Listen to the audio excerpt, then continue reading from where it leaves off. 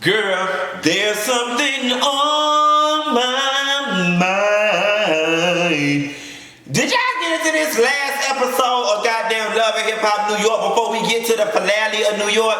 Baby, this episode had it all going on, and as you can see, unlike Miami, I done found some energy, okay? Love and Hip Hop New York, and y'all know of all the Love and Hip Hops, I never cared for the New York franchise early on, but this season has really given me something that I can be proud of. Now I will say this episode last night, the first two scenes were so dry, dumb, and whack, I forgot who were even in them, and I'm just gonna skip to where I started paying attention. It is when Ruben took Anais out to dinner, and Anais apologized and confessed her wrong, and Ruben started crying, and they started crying, then I started crying, and bitch, now I'm lying.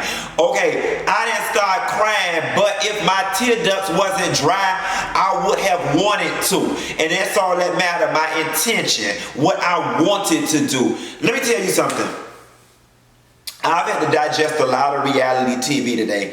And going back to that Housewives episode where I said you can be absolved of your sins if you sincerely and legitimately explain to people what you did, acknowledge it was wrong, but moreover, give them a little, look into what led you to do it.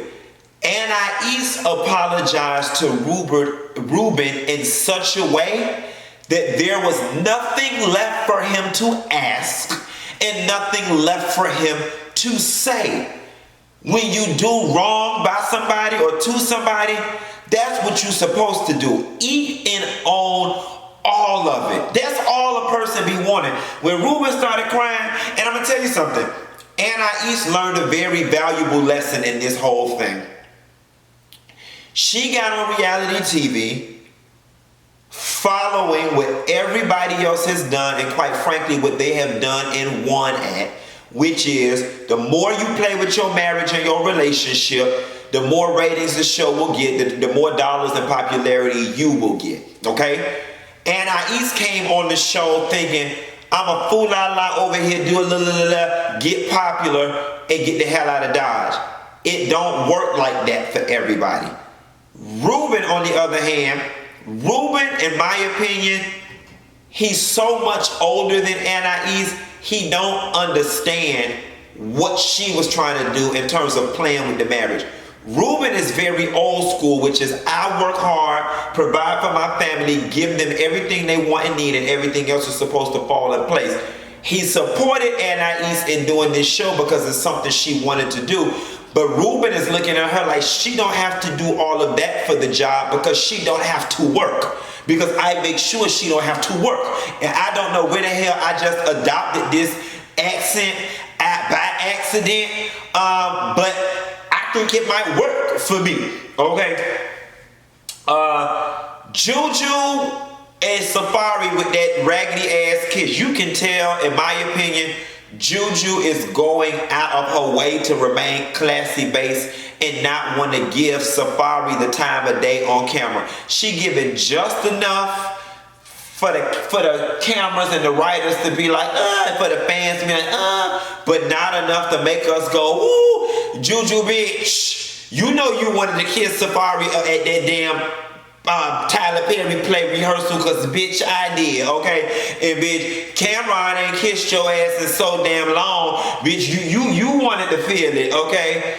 Giving her something she can feel, but bitch you seen that big old dick Safaree guy, bitch. It's all to the internet, all to the Instagram, and all in my email personal box. Don't ask me how I got it. Just know that I do. You don't see it, bitch, and you know you want some of it. You want that juju being juju. Okay, with that voodoo that you do so well.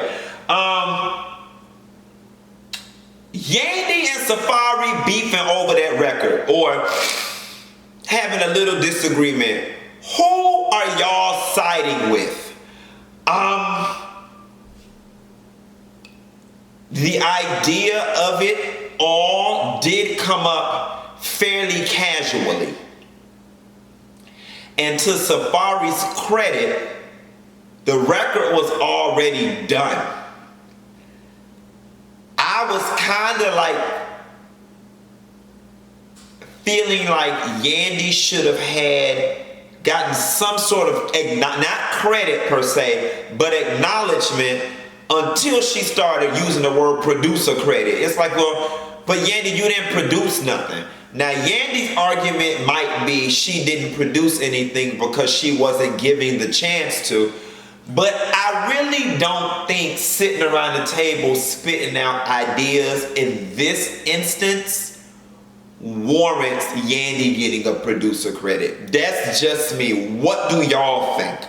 And I know, some people could argue that it was her intellectual property, the fact that she brought some people to the table. And I'm saying she should get a little yang if we have to make it business like that. But I'm like, if we friends and my friend own a hamburger joint, and I'm just like, it'd be real cute, friend. You should open a second joint and maybe do cheeseburgers at that joint. And my friend open a cheeseburger joint and make all the money. I don't think I want nothing. I'm like, because bitch, she was already in the hamburger business. We was casually, oh girl, throw some cheese on it. Like, and I hope it does well for you. But I don't know that Yandy had enough skin in the game to get anything out of it. And I hate that they had to have that little whatever. Remy Ma and Papoose. Remy Ma is in charge of the girls better than any of the other girls, the celebrity girls, because Remy has come through Love and Hip Hop. She done told these hoes what she is and ain't gonna do. And then she's used their platform to highlight her best assets and do what it is she needs to do in this business, which is, and when people, when music is your original hustle, then this reality TV shit has to be second to that. A lot of these washed up music people, they come on and they like, fuck it, music ain't working for me. I'm so discouraged and disenfranchised because it ain't been working for me for a decade. So I'm gonna come make reality TV my number one job, a la Ray J. You know what I'm saying? A la Jim Jones. A lot of them other hoes, a la the whole LA. You see Omarion got his ass off that quick, fast, and in a hurry, but what that little girl didn't know is she didn't stay on there long enough to make us give a fuck that she been gone long enough. You see what I'm saying? So she'll be back. She'll be back. Let me tell you something. Ray J ain't let his man go not too damn far. Ruben trying to be nice to Rick. Oh girl, my salmon. I didn't put it in yet. It's pre-baked the oven. Ruben trying to be nice to Rich, I thought was some first class stand-up shit. Then of course, Rich being the bitch that he is, had to go drop an unnecessary dime. It was unnecessary. The man was coming to apologize and be like, you know what, man? You didn't have nothing to do with this. She brought you in the middle. I'm done. Instead of you just saying, thank you, you was like, well, yeah, because, I'm just, she out here crazy. She showed Jacquay her pussy. Listen, Rich, what did you gain from that? You had no loyalty to Ruben. He was not your homeboy. And at the end of the day, you didn't leave with nothing you didn't come with. Like, it was useless information. Well, you did leave with something. You left with something negative. Like, now it's like, once again, here go Rich being messy. And I love the way Anais came in and just... She didn't own it all the way. She semi-owned it. But that's only because Ruben is a grown-ass man and was like, you know what? Whatever she did with her pussy/dick, whoever she showed it to, we just had this reconciliation and I ain't gonna ask no more questions, and they let it ride. Now, last but not least, Safaree, Mona, VH1, Baby Jesus, Mary Magdalene, and all the disciples. I don't know who responsible for it, but somebody embarrassed the fuck out of Britney. And I'm gonna tell you something. Bitches always want to act hard, right? But you always see the most vulnerable little girl or little boy come out of anybody when they are fucking publicly embarrassed and a situation has transpired that they were not mentally or emotionally prepared for. Britney was jugging. Bitch, mama was, listen, like, I think this might be the most embarrassing setup in Love and Hip Hop history. Minus when Stevie gave Mimi and Jocelyn both rings at the same time. That was embarrassing too. But Britney was sitting there juking. rejoicing in the fact that everybody is coming up on stage and getting ready for her part, and her part never came. Oh my God, I was so embarrassed for her. And then Mama was so embarrassed she couldn't even find her way out the door. That bitch ran in the bathroom, bitch, and not the employee bathroom, bitch, the stinking ass public bathroom that they only clean at the start of the party and don't clean again to the end of the party. Mama went in there and was confused. She didn't know what to do. She should have stayed her ass in there a little longer though, because she didn't think and she ran out and did the wrong thing. Then she got on the mic and further embarrassed herself. And then I don't know why she came at Cayenne the way she did, because based on what we saw, Cayenne didn't do anything. She was given an opportunity and she seized it.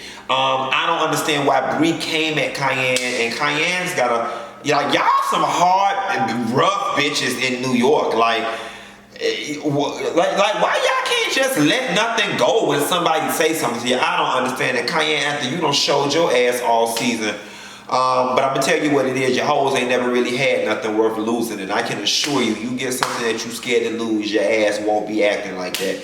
At any rate, y'all, my throat is shot out. I done called y'all hoes 4 times today. I think we got a few little makeup things to talk about. I'm gonna use tomorrow as the makeup day, and that's what I'm finna get in, eat me some salmon, and put me a baked potato in the microwave. And I'll call you later, good. Bad.